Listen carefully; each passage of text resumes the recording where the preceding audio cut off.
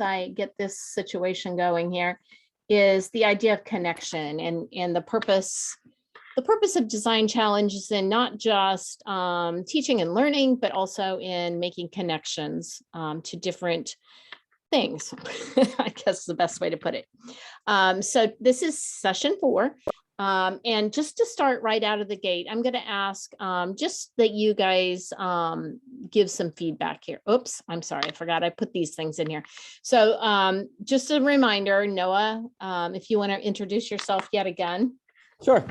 And I'll be quick. So 9 years teaching, 3 years at Metro, all 3 years doing Design Challenge. So Design Challenge has been sort of part of my teaching experience at Metro. And it's been a continual evolving process and continues to be. I'm currently doing some research around project-based learning, and then also how teachers' beliefs impact their enacted curriculum of project-based learning. And then when I'm not in the classroom, I like to rock climb and paddleboard when it's not this cold out. That's funny because my last statement is going to be about being too cold out for me. I have been teaching for many years. I can't really count them because they were fractioned with being different places, but it's my 14th year at Metro. I am the department lead of the math department and on the Metro Design Challenge with Noah and one other teacher. I'm a yoga instructor, although not teaching because I am not yet comfortable going into studios just because of COVID. And I'm a bicycle enthusiast, but it's too cold for me. So I don't know. I could have probably gone yesterday, but didn't. So, getting dark early really impinges my my ability to get out there too.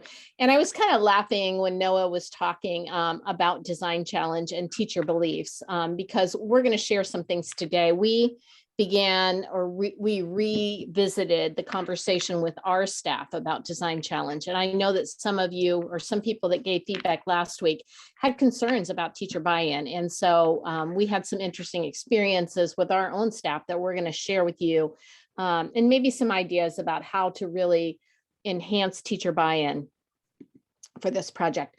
So the norms, being open to new ideas, start on time, end on time, be an active participant, and monitor your own airtime. So we have a very small group today, most of us being administrators in the meeting. So we'll try to, make this nice and casual and help you get some answers that you came here for today. All right, so we're going to start with the Jamboard. So checking in with session 4. So if you all would, and have you all used a Jamboard before? So if you come over and select the sticky note, a sticky note will come up.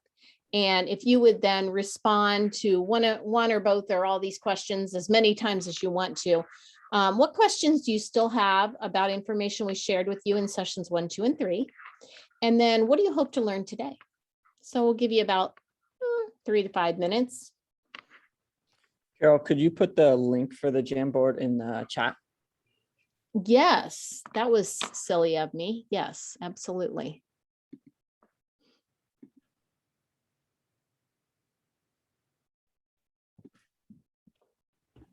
I went ahead and just added it. We're good to go. Thank you. Thank you.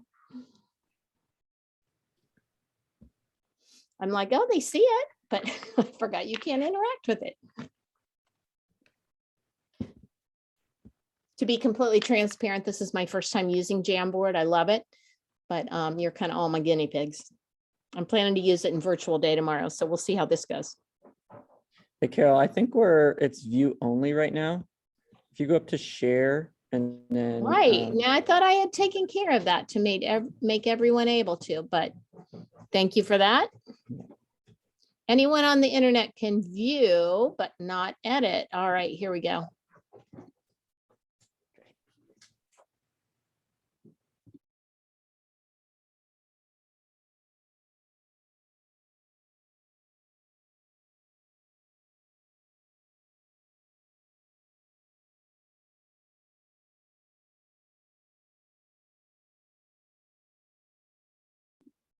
And again, you can just pick up a sticky note by clicking on the sticky note on the side. I don't have the ability to mark it in any way except to point at it with my cursor. And then you can add questions that you have. Or perhaps if you have already begun working with teachers or talking with teachers, you can reflect what their questions are or what they want to know.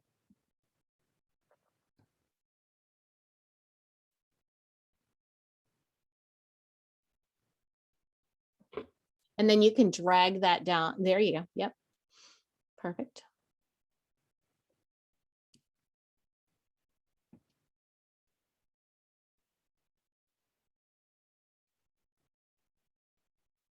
Yeah, great. Experiences administrators with encouraging teacher buy-in. And we have, Noah and I have a very recent experience to share with you.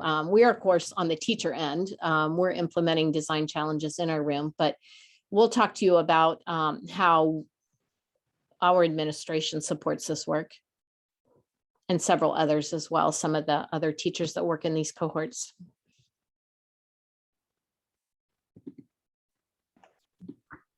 So just to answer that question about did you have to attend 1, 2, and 3?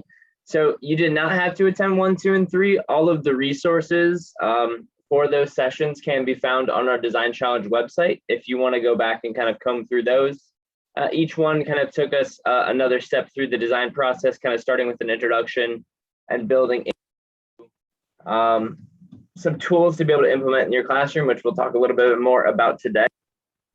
Those that information in the chat now, so you can review that after this session as well. Yeah, great questions, great comments.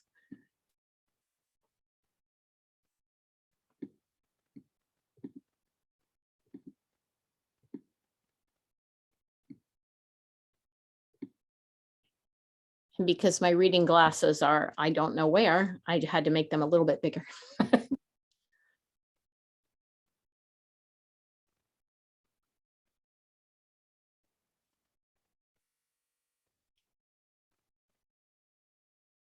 Yeah. It's a great idea. And one of the things I'll share with you today is some examples of how teachers get started at all the different levels, at the elementary level, at the middle school level, at the high school level.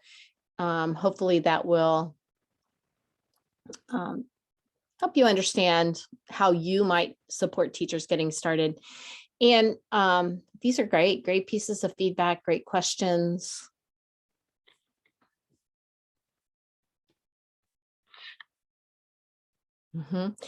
Right. One of the things that we'll share with you today is the cross course planning document that we're beginning to work on at Metro when we implement a school-wide design challenge. So some of the work we talk about will be classroom located design challenges. Some of it will be more school-wide, more broad spectrum. And then, you know, if you could remind me your role before we move on to the next slides, that'll help me direct some of the answers. So Mary, do you want to start with your role? Sure. I am director of the Central Ohio OSLN STEM Hub.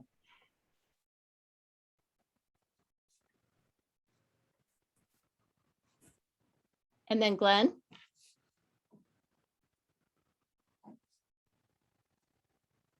Sorry, I get all my windows open. So I'm a dual role. So I spend a few days, I'm on a split contract. So I'm with a nonprofit working on youth workforce development for part of the week. And then the other 2 days, I am a design consultant, Fab Lab teacher for a STEM school called iSTEM, Early College High School in Northeast Ohio. Northeast Ohio. This is not your first session, right? No, I can't. I was able to join you guys last time, but I had bad internet, so I wasn't on the video feed. Right. Okay, these are great pieces of information. So I'm seeing teacher buy-in, which was also some of the feedback that we received from the last session. Moving forward, what do you want to know? And that is how to encourage teacher buy-in. Trying to make that pink one a little bit bigger. Okay, new to the design challenge. Yeah. Awesome.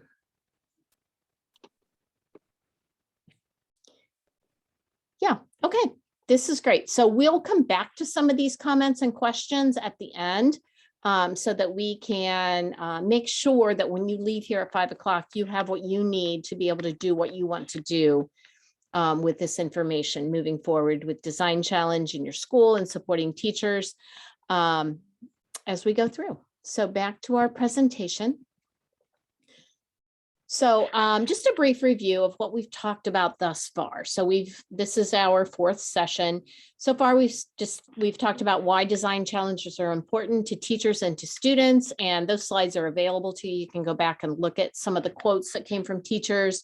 Everything from it really allows my students the ability to just think, and students saying, I wasn't afraid to be wrong. I could try whatever I wanted to. I could be creative. And then we looked at the design cycle 101. So Noah took us through the steps in the design cycle, whether we're using the design cycle that we presented to you or any number of design cycles that really basically start with this idea of noticing and creating empathy for a problem, stating the problem, doing some research around the problem, ideating a solution, coming up with a solution, creating a prototype, and then testing that prototype. And of course, the cycle is just that, cyclical. So as we test, then we go back to perhaps the ideate stage, create some tweaks or make some tweaks to our prototype and so on. And then finally, last week, we talked about the pedagogy of a design challenge, and Noah shared with us a design challenge he implemented in the summer with our summer bridge program here at Metro. And we walked through step by step, the steps that he went through with the students and talked about how that would look perhaps at different schools. We're going to go back to that design challenge today and look at it through a slightly different lens. So what are we talking about today? We're going to talk about connecting design challenges to the community. That's one of the important pieces of what a design challenge is. And then connecting design challenge to the standards, which of course is going to be something that teachers want to know. Like, I don't want to do something that is not purposeful to my course. And so connecting it to the standards they're already teaching and really driving home this idea of implementing design challenge is not something else.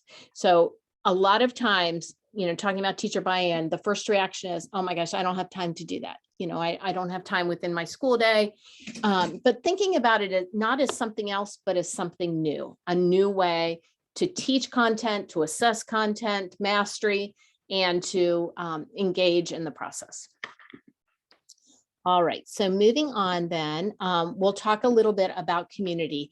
So from both of your perspectives, just kind of thinking back to your experience as a teacher or perhaps some of the teachers you're working with, what were some ways you were able to connect lessons to the community around you?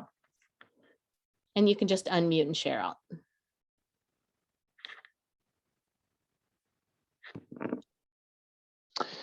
Well, I know for me, so I'm dual certified in technology applications and art. And so specifically within the art classroom, it was often really looking at my students' cultural backgrounds and making sure that I had artists that were specific to them and on the, design or STEM side, certainly having examples really across both gender and racial lines, and then understanding contributions that were kind of historical in perspective and really the development of the field, but also just to make sure that I used modern day examples, and so that we continued to kind of see that practical application and kind of where we're at in society. Allowing some student inquiry as part of that process, so not just being the only one that has to delve into the information myself and I guess curate that piece, so allowing them to be a part of that process. Thank you for sharing that, Glenn. That's awesome. And one thing that came to mind as you were speaking, thinking about teachers and the OTAS rubric, what a great way to connect knowledge of students to the work that you do as a teacher. Okay, Mary, do you want to share some things? We used to we'd let the community needs really drive the design challenges that we did in the classroom. We looked at, and the students looked at, and the community then eventually started bringing to us some of those problems that could be solved by the students, and that made the cultural connection come to life for them in a way that was better than anything in the world, right? Because they felt right away that they were invested. It was their take on how they could fix their world, and that's where we went with it. Thank you for sharing that. Yeah. And what validity to the lesson, you know, to have a community leader come in and say, this is the problem we have, and we think you can help us. So sometimes Noah and I were actually talking about this today. Sometimes I think the students think that the teachers just come up with these crazy ideas of a lesson that aren't connected to their world. And so just making teachers aware, making students aware of the connection is just amazing. Thank you for sharing, both of you. So connections to the community, just some different ideas about ways to involve community leaders for anyone that had any questions about that. So as you're thinking about who you know in the community, and we'll look at that in a little bit, one great way to utilize community leaders is on your hook day. So to create that engagement by the students right away, kind of what you just spoke to, Mary, is that, yeah, there's a problem out here. So creating the empathy about that problem and the connection to the community. And then to help, once we identify community leaders, to help them come in and help students as they prototype, as they build their models, as they think about constraints, as they think about how these models are a solution, their solution to the problem that was presented to them or that they determine, and then determining if a student works. So we often have people from from the engineering world come in to help us when it's testing day. Like, is this working? Because what we found is the student test, or the lens through which they look at the test, is a little bit different than the way the shareholders look at it. So stakeholders, excuse me. So just bringing people in to help with the testing. And that can also be the presentation day, right? That last bullet point, the day that students present their solution and their prototype and why it's important. It's a great way to bring those community leaders in. And then where do we find community leaders? That's always a question that we get really anywhere. And I talked to some of our Learning Center teachers today because I was just curious. You know, they have an established laundry list of community leaders, as I'm sure you both do too now.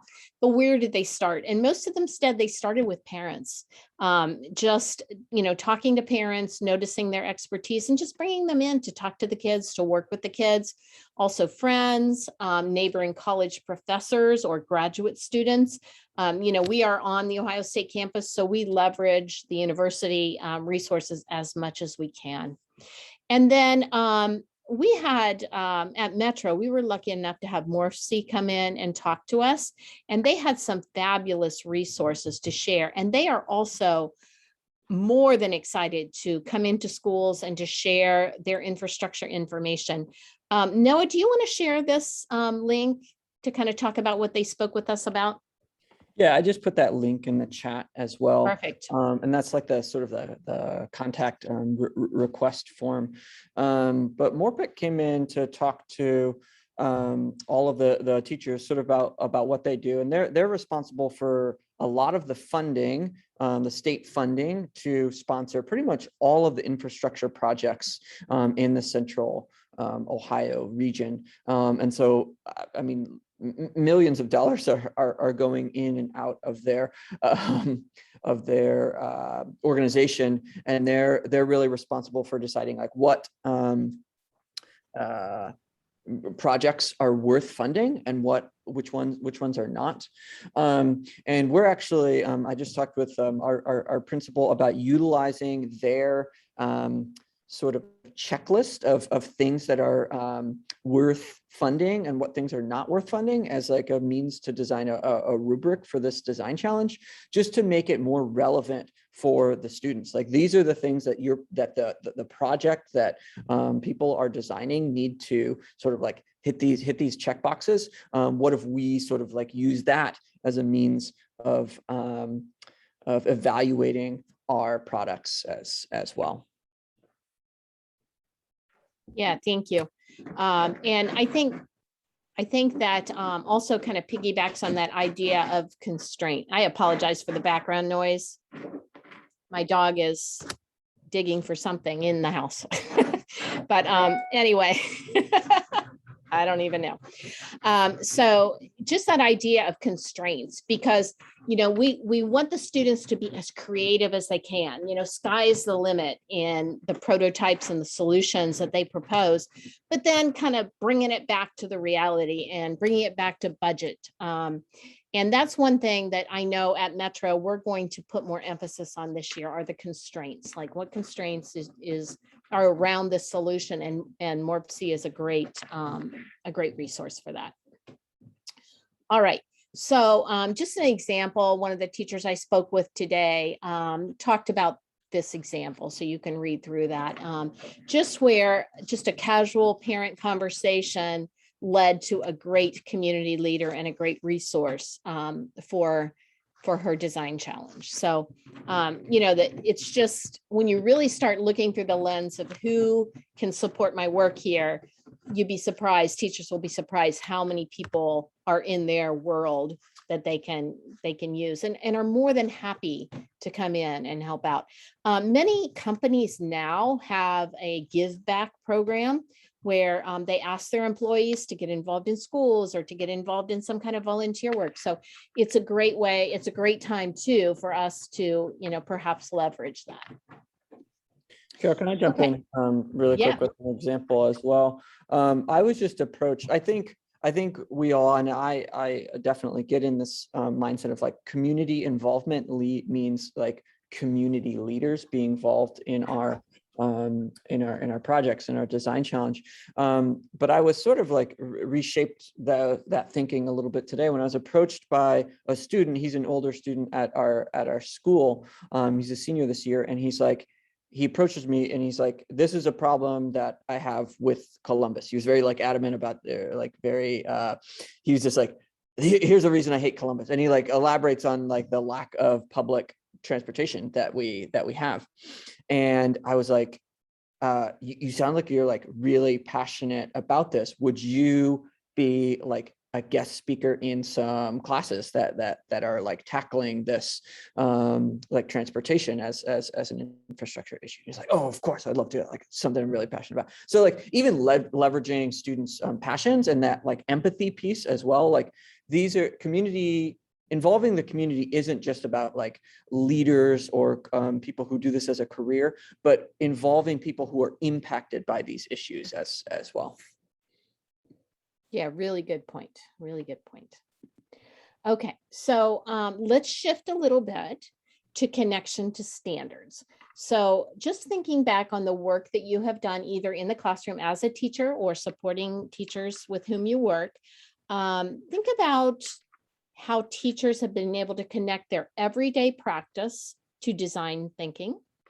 And then also how perhaps they've connected to standards for their course. And when I say that, I mean like a design challenge. So if teachers have implemented a project, how have they connected it to their standards?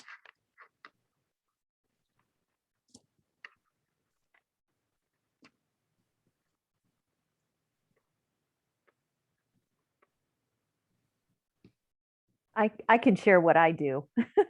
Yeah, perfect. And this is not favored upon by a lot of administrators, but I start every design challenge not caring about the standards.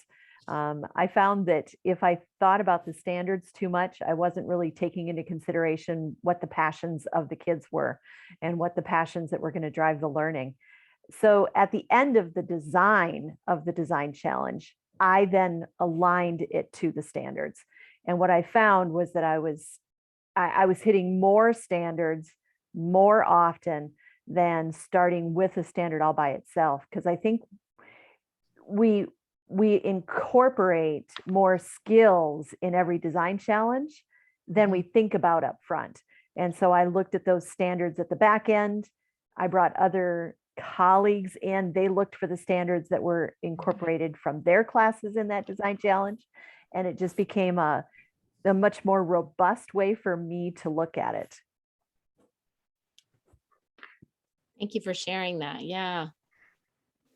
I mean, I'll have to probably echo the same thing. I think a lot of what the design challenge comes in, it's usually meeting some kind of skill need and or area. Maybe it's an alignment or an idea or theme versus actually looking at that standard. And ultimately we can map out, and even if we do it beforehand, you know, we understand that there's a possibility based on the content that we're covering or at this time of year, if we're conscious about that and it fits in. For example, you know, maybe working with our chemistry teacher, who she has a lot more of the standards that she's probably hitting, and she's looking across multiple courses, because she tries to really be cognizant of the different classes that she teaches. And so whereas you know, maybe some of our earlier, like our 8th grade kiddos, you know, we are really focusing on just that skill and the process, and maybe even just the stages of the design process as a whole. And then we're able to go back and like map it out. So just for the checkbox piece, right? So sometimes, I mean, I guess sometimes it might change based on really what we're trying to get out of it, and at what time of year. So Sure. So here are some reflective answers that I got from all levels of teachers as to when they're starting a design challenge, how do they start? So interestingly, the very first one from the elementary teacher, Mary, kind of echoes what you just said. We don't start with the standards. We do a kickoff event, introduce the design challenge, get them comfortable with the process, and then back map. You know, and this was Trudy, who we have quoted and used before, who teaches at the kindergarten level, and a ton of back mapping. And then at the middle school level, again, same thing, Mary. The first design challenge is totally about just the design challenge process, and then starting to look back at the standards. And then the high school teachers that I spoke with, probably about 8 of them, seem to kind of do this a little differently, looking at the standards first, talking departmentally about which standards mesh best, and then from there beginning to brainstorm lessons to scaffold. So I think the important thing to remember, particularly as you're supporting teachers, I don't know that there is a right way and a wrong way, you know. And Mary, you mentioned that maybe administration doesn't like that so much. I don't know if that would be true across the board. It's just people probably have opinions about where this should start. But to me, the implementation of a design challenge is a design challenge in and of itself. So where we jump onto the cycle really depends on the kids that you have, their experience perhaps in the past with design challenge, and where you see the importance of what's happening. Okay, so thinking about this, oftentimes the first things a teacher do, and we sort of recommend to everyone to do, is to implement an existing design challenge. So Noah shared the design challenge with you last week. And from there, from the design challenge, from the steps and the pedagogy of implementation, where do you see your standards?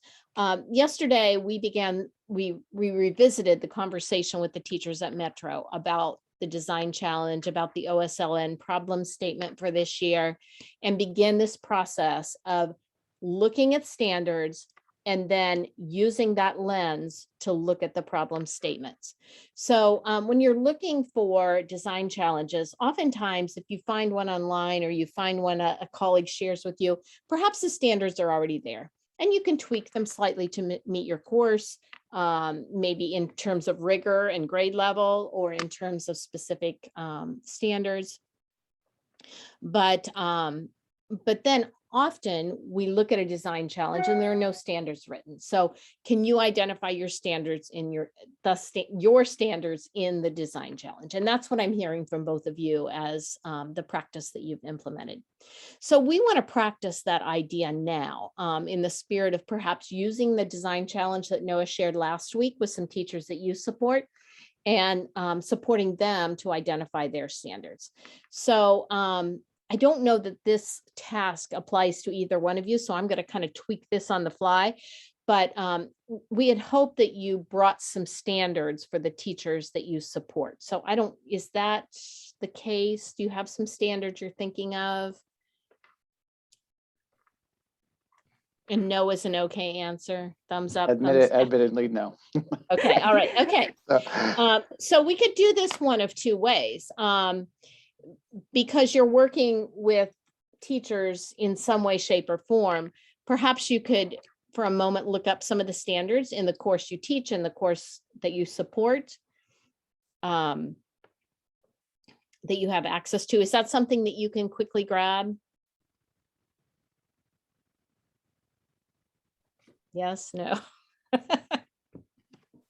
Okay, we've got a number of other folks that have joined in on. Oh, okay. Oh, that's They- fabulous. they may Okay, have- They may have access to the standards. awesome. Okay, I'm only just still seeing the 5 that I was talking to begin with. So for everyone, if you can take maybe about 3 to 5 minutes and grab some standards for the course you teach or for courses that you support. So if you are a coach, maybe for one of the teachers with whom you do some coaching work surrounding Design Challenge or anything, or if you're an administrator, perhaps standards for a course, because what we'd like to do is to sort of model this process, to look at the Design Challenge that was shared with you last week through the lens of your standards. So if we give everybody a couple of minutes to access some standards, that would be great.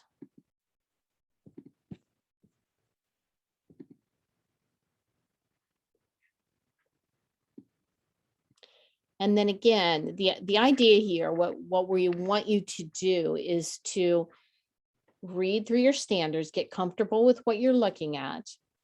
And that can be subject area if you're talking about high school. At the elementary level, maybe you pull out just some specific standards. And then get comfortable with those before we revisit the Design Challenge.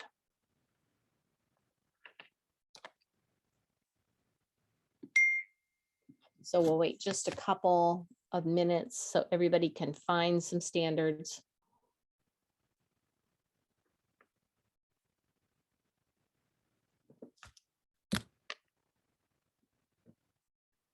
And just to let you know, this process that we would like for you to engage in right now is the process that we did yesterday at Metro. So the Design Challenge was the problem statement from the OSLN for 2021-22 was revisited. And then we split into departments to begin to familiarize ourselves with our standards and then identify places in the problem statement that our standards would fit. Another way to think about this is, what are things that you're already doing? What are content standards that you're already hitting that you can hit within the Design Challenge as well? So for example, like from an English perspective, we have a unit on persuasive speech writing. So those standards are already there. We're already hitting those standards currently. But when we transition into the spring semester and we start focusing on this Design Challenge and the infrastructure background of the Design Challenge, we'll transition that unit to focus more on persuasive speech around the infrastructure project that the students have been working on. So we're hitting those same standards, but we're hitting them in the vein or in the light of the Design Challenge. Yeah, and really supporting that idea of not something else, just something different. So the standards are still the ones that we teach, that we assess, but we're going to approach it in a slightly different way. In our math department, what we usually hone in on is the idea of modeling, creating mathematical models for data. I know one proposal that came out was the idea of changing the parent pickup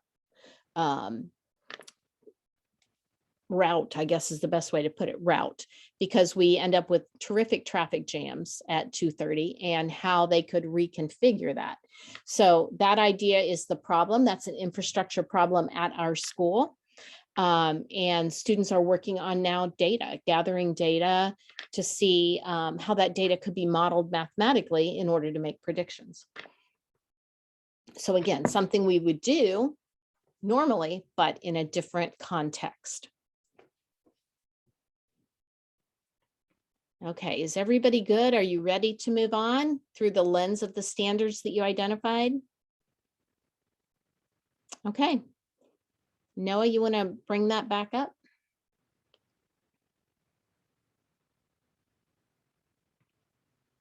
Awesome. All right, sorry, I was muted. Oh, that's Yeah, so I'm just gonna, I'm not gonna go through the whole design challenge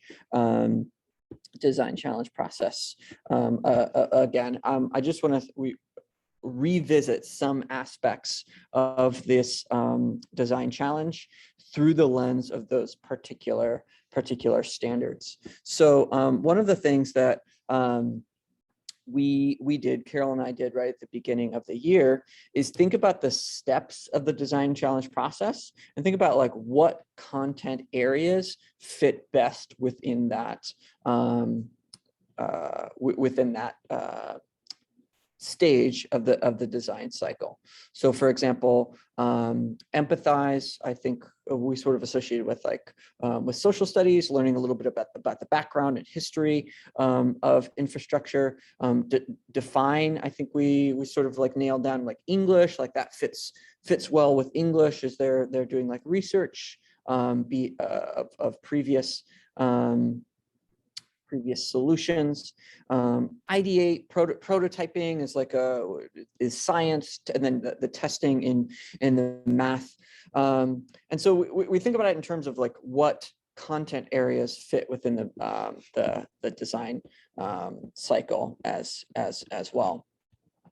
But as you're going through the design cycle and the different steps of the design process, are there specific areas or specific aspects of this design cycle process that fit with the standards that you have identified? And I put the link for that in the chat so that you can sort of peruse at your own pace. I know it can be a headache when people are scanning through and flying through slides so quickly. So take a minute to just sort of like refamiliarize yourself, or if you weren't here last week, just sort of scan through those slides and see where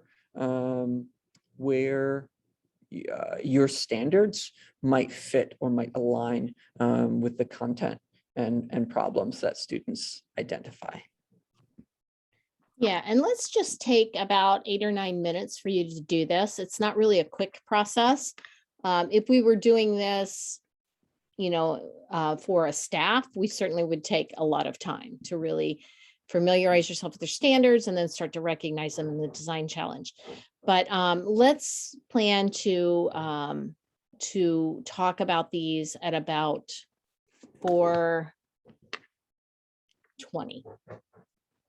Okay, so just again, through the lens of your standards, looking at the tasks in this design challenge.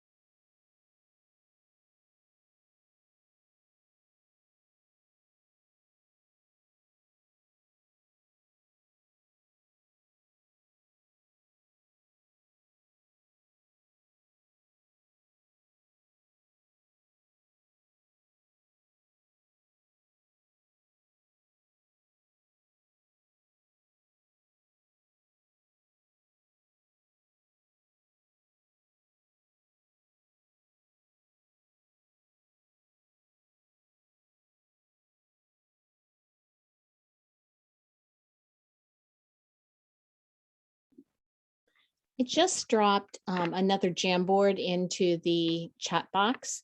So as you're identifying some standards, if you would go ahead and post them on the Jamboard, include your grade level and perhaps if it's subject specific, what subject you're looking at.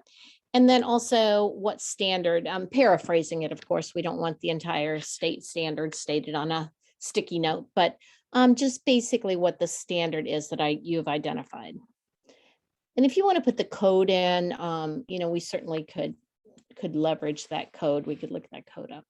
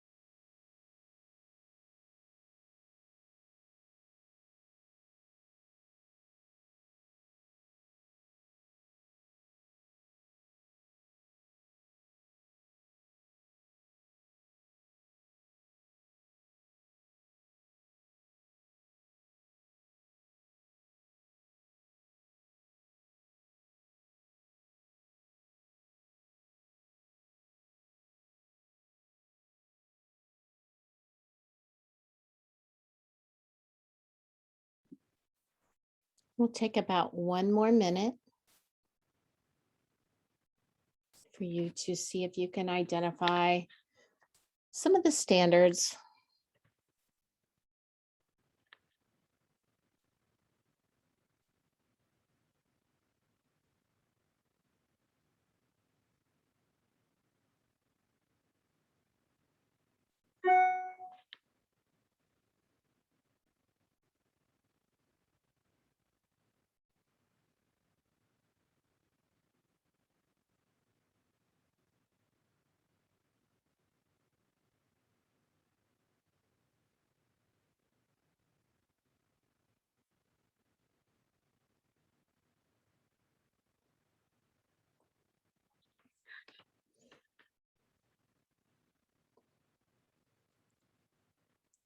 Okay, great.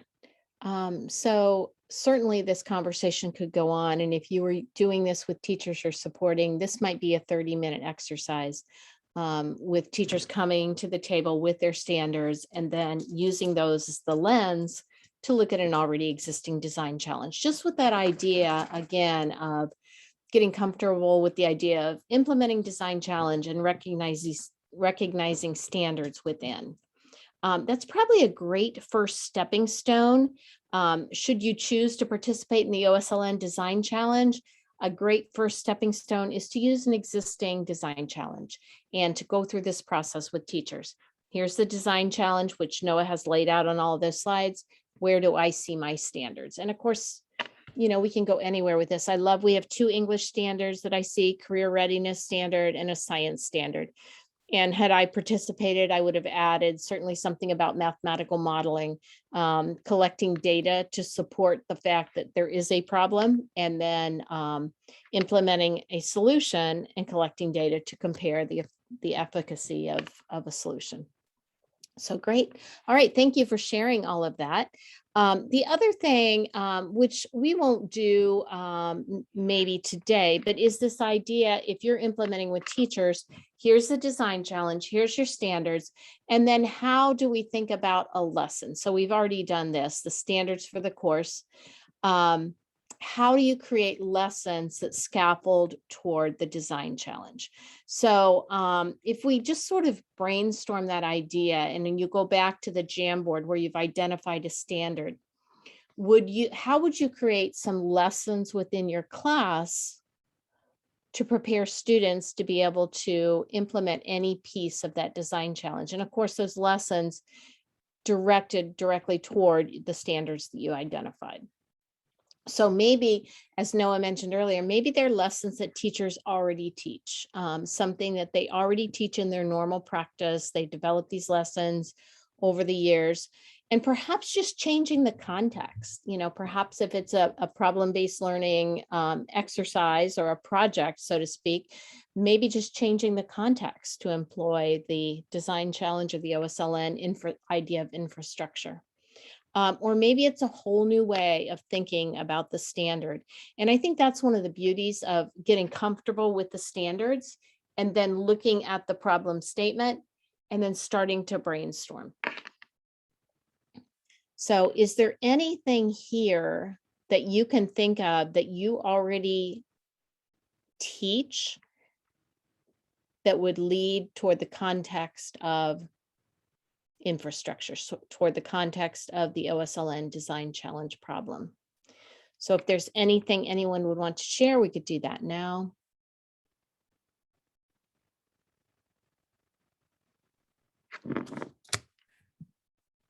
Interesting question. Because I think, you know, infrastructure, the design challenge itself is such a broad spectrum. It's a fabulous place that anybody can go anywhere. But I haven't even myself really thought about the fact what's currently being taught. Like, I think ELA fits in every design challenge seamlessly. And I think this particular design challenge fits that math and science course seamlessly. So, goodness. I'm trying to think about ELA and what it's the skills for this design challenge that I think are really evident. But then I think about, you know, physical science. I mean, everything from motion, force, anything like that could be utilized here. That's a really great question, Carol. I love this one. Well, and that's kind of where we are in our design challenge work at Metro, is how can we create or tweak lessons that we already teach to meet the context.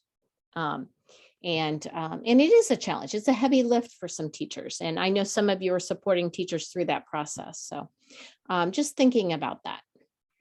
I Okay. had some really interesting conversations with the social studies department over the past week, just about how they're planning on incorporating this design challenge question into their content, and thinking about like the origins of infrastructure in America for like American history, and how infrastructure has impacted world history as well. There's some really interesting ideas that they have, and that's again like our purpose isn't to give teachers like we're not the experts in their content areas. They are the expert in their content areas. Our role is just to sort of like give them the steps of where they fit in within the design challenge process, or give them the skills that they need, because the content knowledge they already have and are very familiar with. Right. I immediately jumped to, you could even do a film study. I mean, almost every disaster film is, the infrastructure has collapsed, right? Everything from Waterworld to, you know, the Mel Gibson flick from back in the day. Sure. That'd be a lot of fun. Yeah. And that's something people could consider as a hook activity, you know, just to create engagement with students. Yes. All right. Well, if there's anything else that comes up that anyone wants to comment on, share, let's go ahead and do that. So moving on to connecting to standards school-wide, we wanted to share a couple of things with you. Noah mentioned this document earlier, but we spent some time in the summer thinking about what content standards seem to fit nicely in each phase of the design challenge. And so these are some resources and activities that we have gathered. And I'll drop this into the chat box here in a minute, the link to this document. But I wanted to point out to you at the bottom some of the areas of study that we associated with different pieces of the design challenge. And this by no means is, you know, the only way to connect content to the design challenge, but it's just an idea if you're looking for ways to connect. So in the empathy stage, social studies is sort of where we landed. And it's kind of like with that idea that you just mentioned, Mary, is the idea of perhaps doing a film study, and a historical film study that you mentioned, Noah, and creating the student empathy for the problems, noticing that this is a problem and bad things can happen if this problem is not solved. So oftentimes the social studies standards seem to really work nicely there. In defining the problem, we were looking to the English department in meeting their standards. There's some different resources here underneath the define, mostly embedded through English standards. And then you can see for ideate, the building team was going to be our science department and our technology department. And then prototyping was going to be electives and science. So, you know, that's where the art teachers can create some lessons that scaffold toward that, the design of prototypes. That's where culture can come in. You know, perhaps looking at how a particular culture would look at this infrastructure problem and how it might be solved in different places of the world, perhaps. And then mathematics, we put into the test column.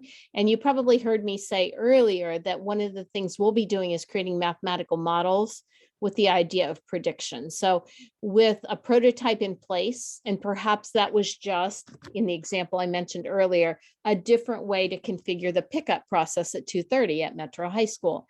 Then with that in place, after that's been implemented, gathering data, modeling that data, and seeing if predictions support a solution. And then finally sharing with the English department. So as Noah talked about, that persuasive speech standard and how they come together. But again, this is just a document. This is certainly not the guide to the design challenge, but this is a brief idea of how perhaps some of the standards could come into the design process, into Design 101. So we'll drop the link to this in the chat box here in a minute, and you're welcome to take a look through it, use some of the resources that are there, in addition to some of the resources that we've shared with you prior to today. Are there any questions about this document? Okay, let me just grab the link. I just put it in there, Carol. Oh, thank you. Appreciate that. Okay. And then the other thing I wanted to share with you was the work that we actually did yesterday at Metro as we began the conversations about implementing Design Challenge. And this was a document. Oh, this is not what I thought I was getting. Oh, Carol, this one, I could talk about this one. So Okay, this is great. Carol and I at the very beginning, as soon as we learned what the Design Challenge question was going to be, went through and identified some standards for each content area that they could utilize to connect with the Design Challenge question for this year as well. So just sort of like thinking of ways to relieve that burden a little bit for teachers, because we don't want to, the way that the teachers come about this Design Challenge is necessarily going to impact the way that the students take it as well. And so if there's a lot of that brunt work done for teachers already, then they tend to have a more positive mindset about the Design Challenge, and that rubs off on the students as well. 100%. So I can drop that link in the. Yeah, and you can see this is pretty extensive. You may see some of the standards that you identified. These will be high school level standards only, because this was a document that we worked on for the high school.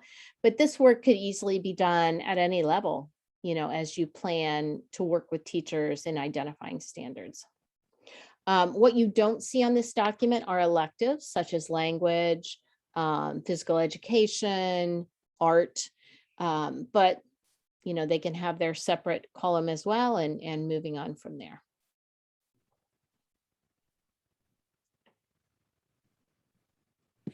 Okay, and then back to here, this is the planning guide that I was referring to earlier. So pretty simple guide that we began work with by departments, which you're certainly welcome to do something similar or to use this document as well.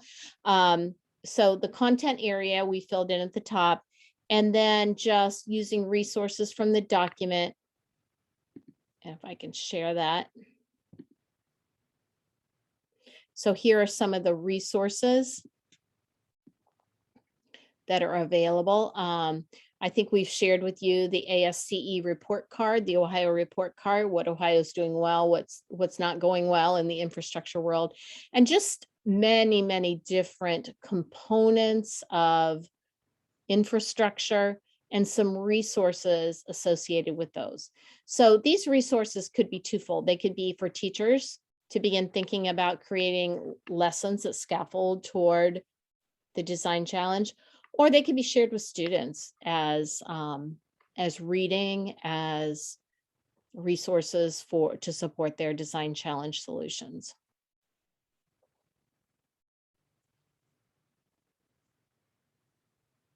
So just again, and this is just, I love that at the top, this is just a resource dump. So maybe creating something similar for your work, or starting here and adding as you go, is a great way to have some things to look at. And then I just wanted to share with you, so going back to this document, this is what it looked like from the beginning. And we're looking at all the steps, the phases of the Design Challenge, and what kind of lesson prep would we do within our content to prepare them for that stage of the Design Challenge. So we just did some brainstorming on this, putting some thoughts together. And I wanted to share with you what my department came up with, just so you get an idea of what this might look like. We broke it down by content and began looking at specifically what we already teach and how perhaps we could change the context to work for that particular lesson. And this was our starting point. From here, we'll begin to pull the specific standards from this content, and then to be able to create lessons within our classroom that prepare students to go into their group work with the Design Challenge.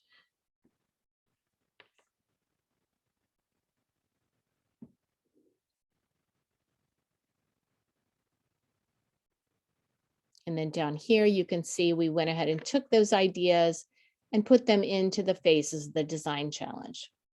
Stats, Algebra 1. and so on.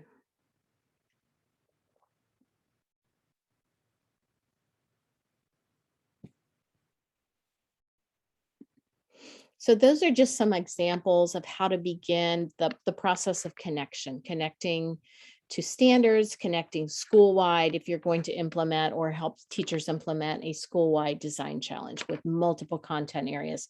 However, even at the elementary level, all the different classes or contents are being taught in the same classroom. So you may have a similar model if you're working with an elementary school or if you teach in an elementary school. Whoops, a little crazy there. Okay. So really it's about 4:35 and we wanted to leave enough time for you to be able to ask some questions and for us to go back to the original Jamboard and make sure that we can give you some pieces that will be really helpful as you move on to your work in the classroom or your work supporting other teachers in the classroom. So if we just take this opportunity right now, if you want to ask any questions in the chat box, this would be a great time to do that. Or if you want to unmute and just ask verbally, that's great too.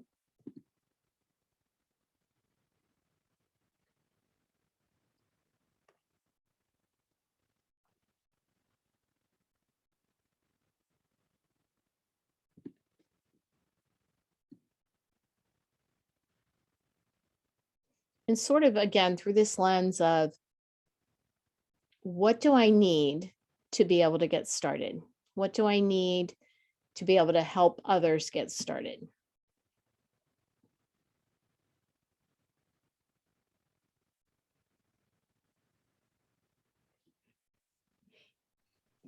And if I could ask a follow-up question for folks as well. So I know at the beginning of this web series, the idea of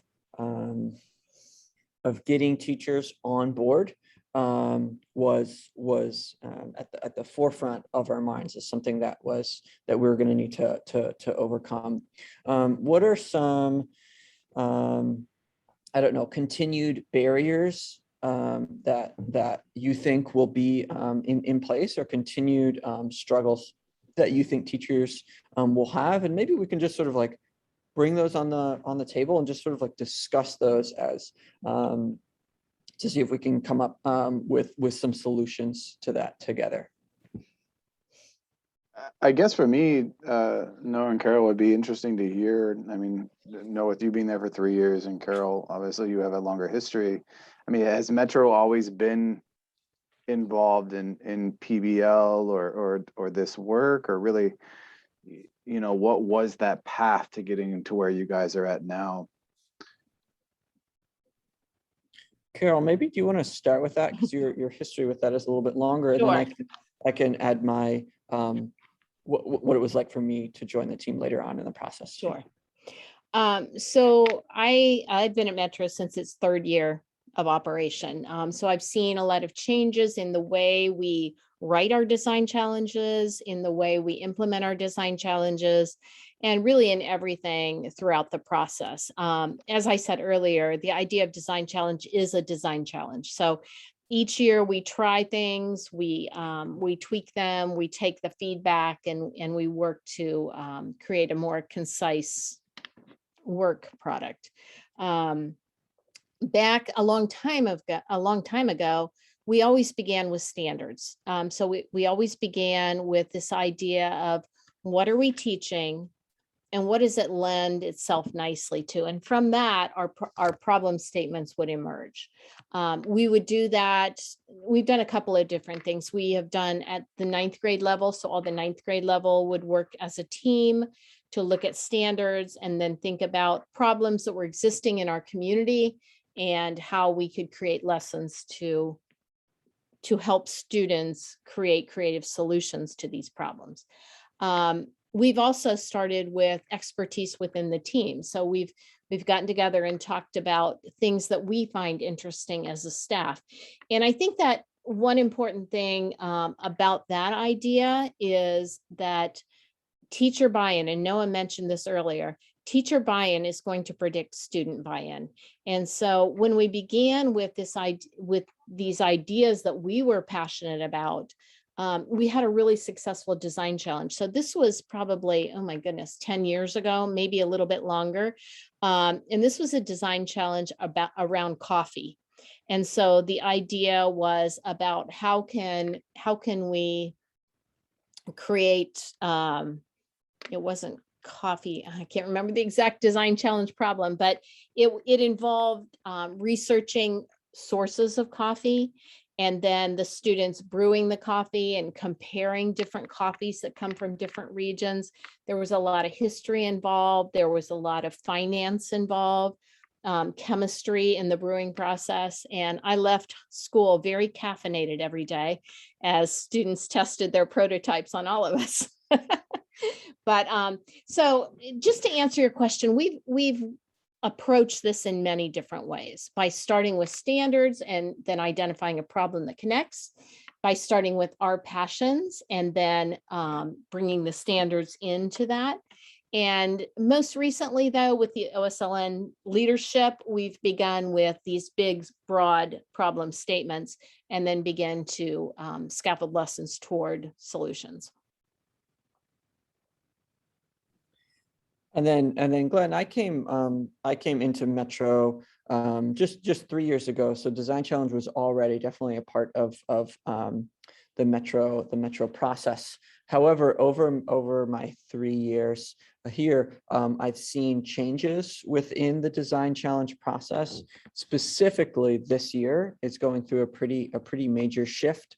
Through Design Challenge was over the years became more and more housed in what we call advisory, which is it's sort of like homeroom, but for high school. And the reason for that housing was to increase the continuity between groups, so that the groups could sort of work together continuously on their solutions. And it became very skill focused and skill centered. So teaching the design cycle and the design process and all of these things. But what happened over time is that teachers weren't experts. You can't be an expert in all of the fields, like social studies, math, like all of these different elements that go into the design cycle. And so it became a little bit shallow in terms of content. The design cycle was taught really well in that design process, but teachers weren't able to really go in depth with the content of the specific design challenge question each year. So this year there's a push to get that more in the content areas and to break out the aspects of the design cycle into specific contents so that teachers can really go into depth with students, and so that students feel as if the content that they're learning is not siloed in individual bell to bell courses. Like I go to math, I crunch some numbers, the bell rings, I transition to science class, and now I'm creating a molecular structure or something like that. But more that there can be this continuity of that's honestly just more realistic and more real world relevant of the design cycle being played out across their content areas and the different subjects that they're focusing on. So that's one of the big, any change teachers are gonna struggle with, just because it's not what they're used to doing. And so this is the major shift that Metro is going through right now. And the purpose for it, the reason for it, is so that that level of depth can be reinvigorated in the design challenge. So that's a really good question, Glenn. Yeah. Yeah, I mean, and honestly, I think it's using both of my experiences, right, from my early college, high school, when I was in Texas, where I just came from, and then to here, we even though we were certainly STEM focused, we didn't necessarily have the infrastructure of even project-based learning. So to even get to that point and work through the design process to then move into any kind of interdisciplinary teaching, planning, rollout. Whereas now, at least with iSTEM, it is built into the culture. And so I think into your point that you just had, right, I think the idea that we can certainly have a very strong rollout of the design process and each teacher could take ownership of that. But then it's a matter of, at what point of the year are you really laying that foundation for strong content, between our early August kind of pre-professional development and then what does your planning cycle look like during the year? How much cross-pollination is there? And then that ends up becoming more of a administration kind of, we need to shift the focus and the the structure of the way that we plan and we build out. And so it's hard to really put into one particular question. So that's kind of where I was at. Just, what does it look like and where do we start? If you are the teacher or you need to get a group of teachers to then work up to work back down. So, where do you start? And I think you hit on something that's really important to mention is administrative buy-in, making sure that you have the support of your administration. And, we're very lucky to have that. I think that there are many things that have to be decided upon. One is, the importance of doing this. And so, this sounds whatever it sounds like. We've been told we're doing this, and we want you all to engage in this process. And we now are all implementing lessons within our content area that are what we call mastery assignments. So rather than doing, non-credit kind of activities with the students, these have major implications in our course, as well as major implications to move forward into the design challenge. But there are so many logistical questions that, depending on where you are, need to be worked out with administration. The importance in making sure that they are behind the buy-in on this.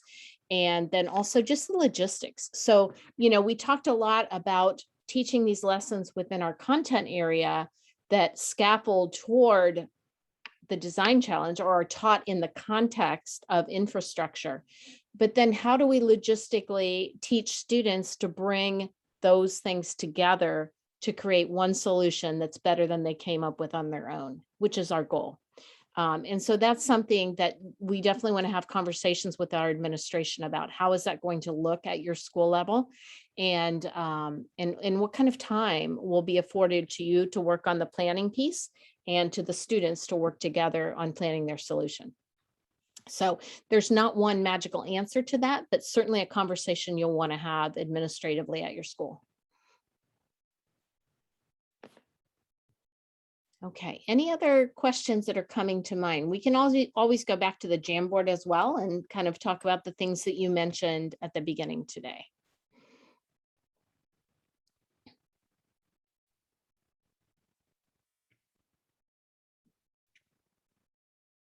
Okay, well, let's do just that. So if we go back to the Jamboard, not this one, but the other one.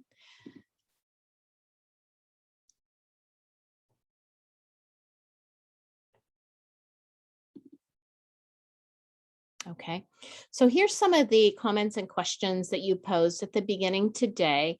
We went through our discussion of connections, but as we go through looking at these, and maybe we can make this an open forum. So really honoring the fact that we have many experts in this room and answering to some of your thoughts on these ideas or these questions.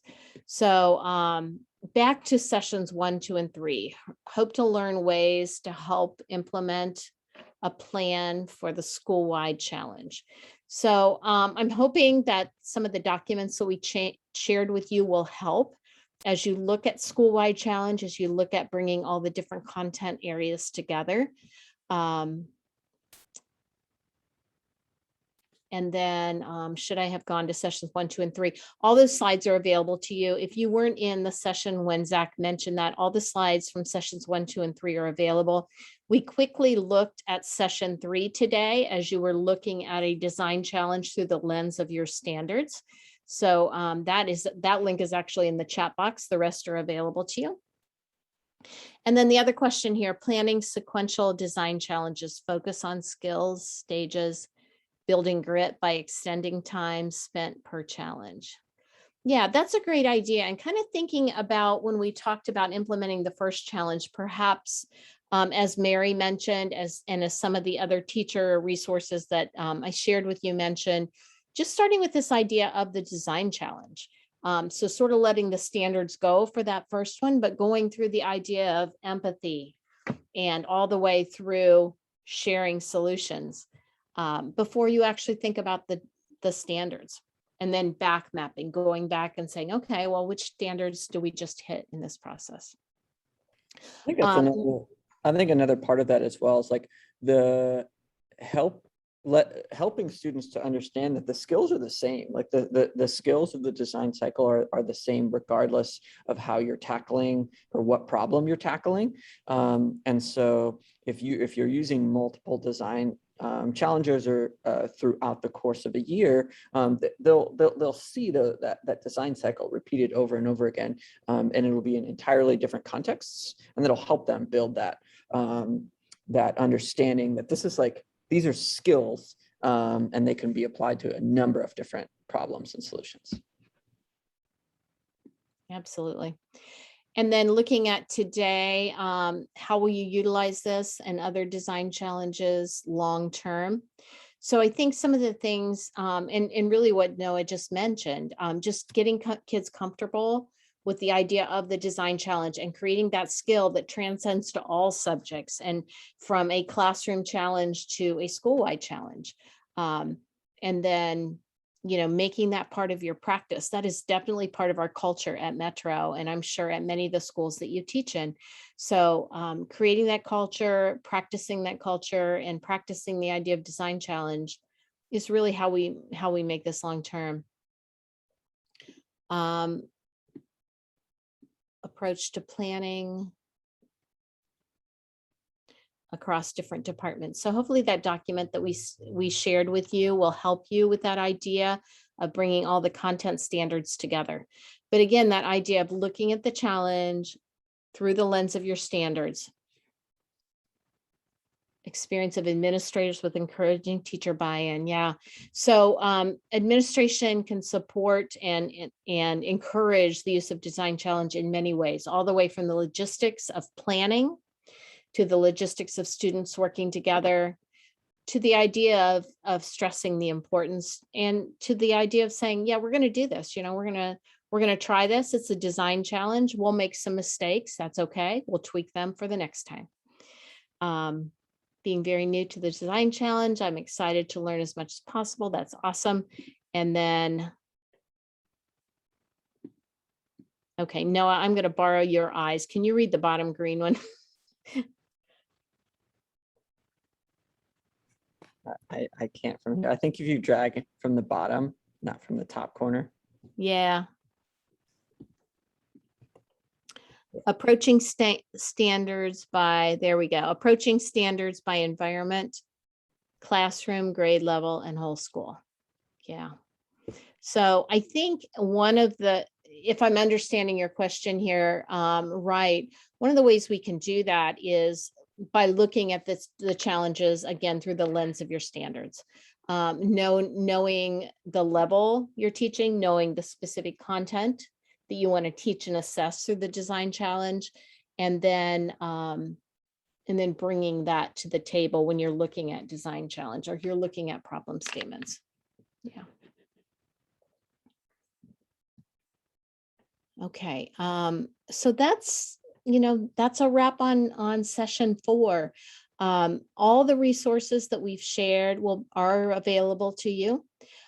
We are also, if I go back to the presentation, I just want to encourage you all to reach out if you have some questions. So I think oftentimes we get all the information, we have all the documents, but then when we jump in and we begin implementation or working with teachers, that's when the questions start to arise. That's maybe when people get a little bit stuck and need a little bit of support. So there's both of our emails yet again, and we would be happy to help, just to even talk through some things, to listen as you throw out some ideas, or to help you with engagement with teachers, with students, really wherever you need the help. So that's where we'll end for today. I hope, I'm so excited, and I hope you'll also just let us know how it's going, as you begin to implement, sharing the goods, the questions, and everything else. So it's